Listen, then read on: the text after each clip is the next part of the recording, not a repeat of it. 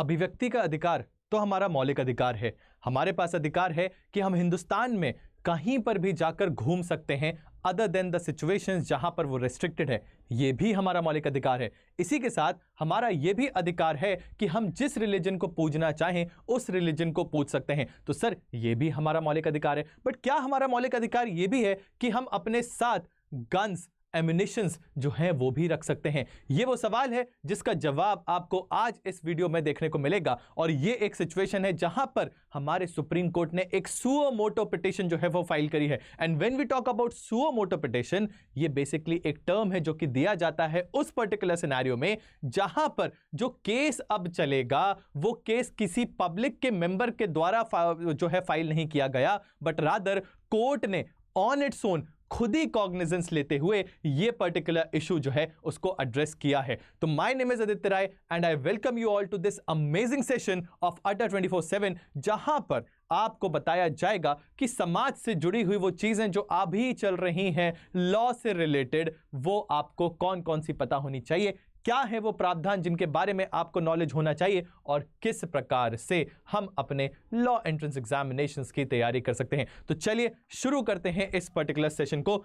सबसे पहले आपको बताना चाहेंगे कि ये पूरा मसला होता है उस समय जब हमारे सुप्रीम कोर्ट की बेंच जो है वो सुन रही थी एक केस, और वहां पे प्रोसिक्यूशन के द्वारा ये बताया गया कि सेक्शन नंबर 302 और 307 यानी धारा 302 और धारा 307 और भारतीय दंड संहिता यानी इंडियन पीनल कोड में ज्यादातर जिस चीजों का उपयोग एज अ वेपन हो रहा है वो अनलाइसेंस्ड आर्म्स है। अनलाइसेंस्ड आर्म्स का मतलब बेसिकली आपने देसी कट्टा के बारे में सुना होगा, क्राइम पेट्रोल में देखा होगा, उसी चीज की यहां पे बात की जा रही है। यानी वो एम्यूनिशंस, वो आर्म्स जिनके लिए लाइसेंस जो है इशू हमारी सरकार के द्वारा नहीं किया गया है। तो यहां पर एक डिवीजन बेंच थी जो कि इस पर्टिकुलर केस को सुन रही थी। एंड व्हेन वी से डिवीजन बेंच, तो बेसिकली 2 जजेस की जो बेंच होती है उसको हम डिवीजन बेंच के नाम से जानते हैं।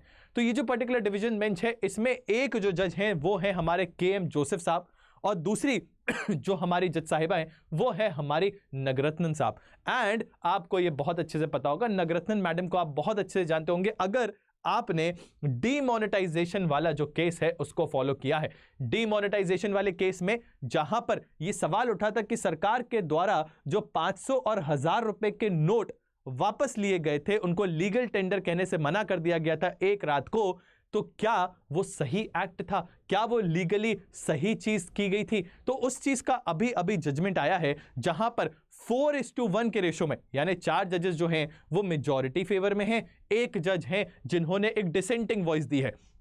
तो वो जो 4 जजेस थे जिन्होंने मेजॉरिटी डिसीजन लिया है उनके विरुद्ध खड़ी हुई थी एक जज, और उनका नाम था जस्टिस नगरत्नन। तो आप समझ सकते हैं कि इनका कितना ज्यादा महत्व है इनकी बोली हुई बातों का, क्योंकि अभी वापस से इशू जो है वो उठकर ये आ गया है कि क्या हमें आज भी सिर्फ मेजॉरिटी जजमेंट को ही महत्वता देनी चाहिए या फिर इस प्रकार की जो डिसेंटिंग वॉइसेस आती हैं उनको भी हमें आगे केसेस में जो है लाना चाहिए।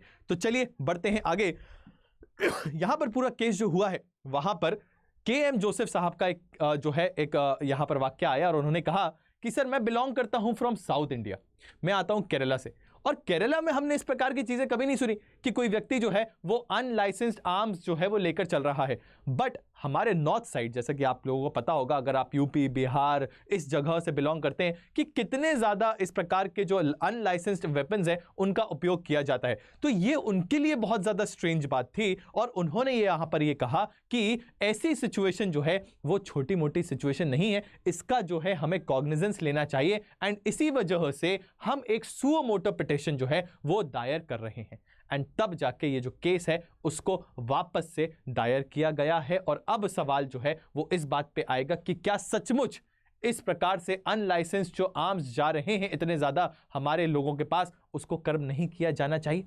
ठीक है, चलिए अब चूंकि we are talking about section number 302 and 307, that is धारा 302 एंड धारा 307, तो आपको ये बता देते हैं कि सर ये धारा 302 और 307 आखिर बात किस बारे में कर रही हैं।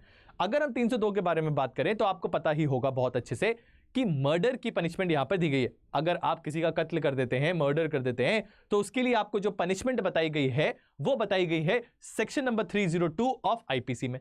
Whereas when we talk about section number 307, it talks about attempt to murder. Attempt to murder, जहां पर मर्डर करने का अटेम्प्ट किया गया है, ये आपको पता ही होगा, सुना ही होगा, तो वो चीज जो है वो कवर की गई है सेक्शन नंबर 307। तो चाहे मर्डर हो चाहे अटेम्प्ट टू मर्डर हो, इन दोनों ही सिचुएशंस में ऐसा देखा गया है कि ज्यादातर जिस चीज का उपयोग हुआ है sir and ma'am, that is nothing but an unlicensed arm and ammunition. ठीक है, चलिए अब बढ़ते हैं आगे, और यहां पर क्या एक एनालॉजी दी गई है उसको भी जल्दी से समझते हैं।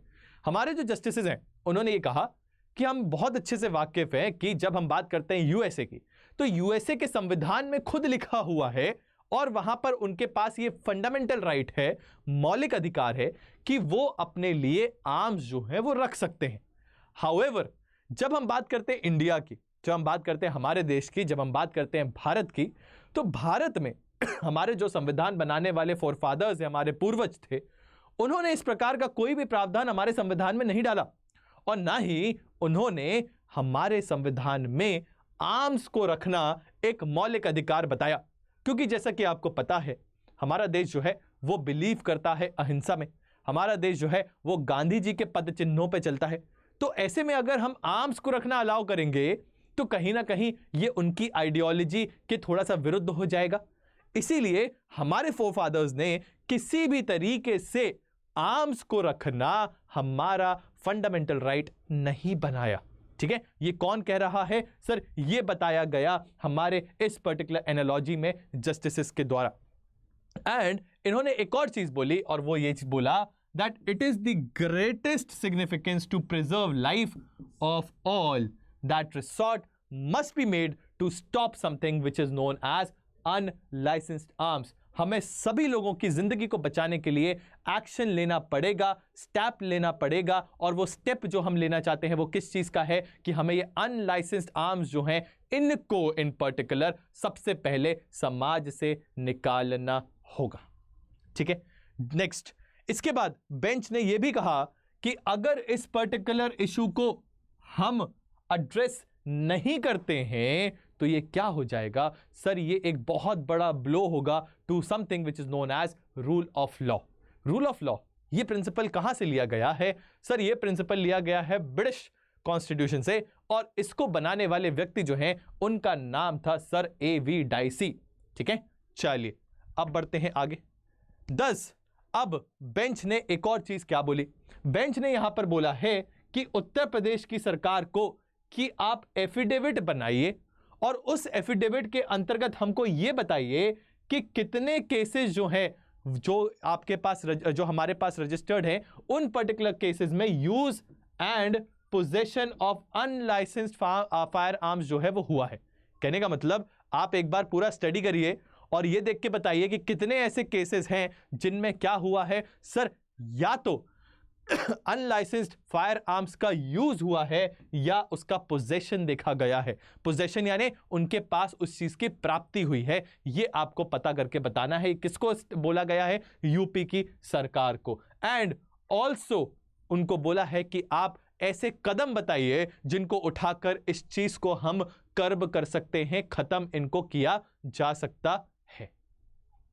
ठीक है जी। इसी के साथ साथ आपको ये बताना चाहेंगे कि 2012 में ये बोला गया कि सुप्रीम कोर्ट ने एक्सप्रेस किया था इसी प्रकार का concern indiscriminate use of fire arms पे, एंड उस समय भी सुओ मोटो कॉग्निजेंस लिया गया था किस चीज के against sir? Gunning down the liquor and real estate baron that is Ponty Chadha and his brother Hardeep from Maharashtra जो है, इनके खिलाफ एक्शन भी लिया गया था। ठीक है, आई बिलीव यहां तक चीजें आपको समझ में आई होंगी। So now the question which was asked at the start was कि क्या हमारा फंडामेंटल राइट, क्या हमारा मौलिक अधिकार है कि हमें क्या करना होगा कि क्या सर हम फायर आर्म्स रख सकते हैं? The answer to the question is no. अगर आपको फायर आर्म रखना है, so there has to be a purpose for that, and for that purpose you will be granted a license to keep that particular weapon. अगर वो licence आपके पास नहीं है तब सर आप फायर आर्म नहीं रख सकते अनलाइसेंस्ड तरीके से, वो आपका मौलिक अधिकार नहीं है। इसी के साथ we have come to an end to this session. अगर आप में से कुछ बच्चे हैं जो कि तैयारी कर रहे हैं लॉ एंट्रेंस एग्जामिनेशन की, and to be very honest जो तैयारी कर रहे हैं क्लैट एलिट की या फिर MHCET की या फिर स्लैट की, उन सभी के लिए यहां पर आप देख सकते हैं कि अलग अलग courses have been curated and ये सारे के सारे कोर्सेज डिस्काउंटेड प्राइस में चल रहे हैं। तो आपको यूज करना है द कोड Y692। अभी जाइए हमारी वेबसाइट पे Y692 को यूज करिए and you will see substantial discount. जहां पे जो कोर्स 48,000 रुपए का है वो आपको हार्डली 11,000 रुपए में देखने को मिलेगा। And for that you will have everything that is required to crack your CLAT and ALET examination, be it your legal reasoning, be it your logical reasoning, be it your current affairs, be it your English, be it your quantitative techniques. Everything will be covered under one particular head. The only thing which will be required by you to be done is to study. ठीक है, चलिए इसी के साथ I would like to end this particular session. My name is Aditya Rai and I thank you all for being here patiently. And इसी के साथ करते हैं सेशन को समाप्त। जय हिंद, जय Bharat, keep studying, keep grilling.